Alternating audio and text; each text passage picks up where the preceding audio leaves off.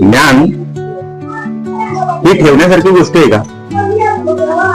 अगर तुम्हाला ठेवून त्याचा काय उत्पन्न होत असेल तर तुम्ही ठेवा. तुम्ही आयुष्यभर जीवनात जे काय काम केलं, मेहनत केली, जे काय डोकं लावलं, अगर ते ज्ञान कोणाला भेटलं तर त्यात काय वाईट आहे?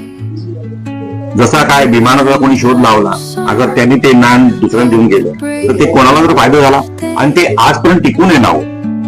तसंच मित्रांनो, तुम्ही काही करा आपल्या आयुष्यात, तो ज्ञान दुसऱ्यांना द्या, कारण त्या पुढच्या पिढीला काम येणार. अगर तुम्ही ते ज्ञान नाही दिलं तर त्याचा तुमचं ज्ञान ते लाकडापर्यंत जाणार, ते लाकडाच्या वरती जाणारच नाही, हे लक्षात घ्या.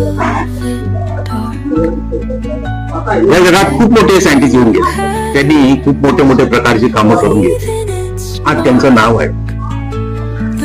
तुम्हाला असं वाटतंय का आपलं बी नाव व्हावं? त्यासाठी आपण काहीतरी चांगलं केलं पाहिजे, आपलं ज्ञान लोकांपर्यंत गेलं पाहिजे, आणि त्यापासून आपल्याला कुणीतरी आठवण ठेवलं असं काम करून जायचं.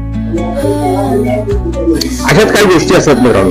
आपण काय आपलं ज्ञान आपल्याकडे ठेवतो, ही सगळ्यात मोठी चूक आहे. ज्ञान द्यायची चीज असते, एकदा देऊन तर बघा, आयुष्यभर तुम्हाला कोणी आठवण ठेवेल.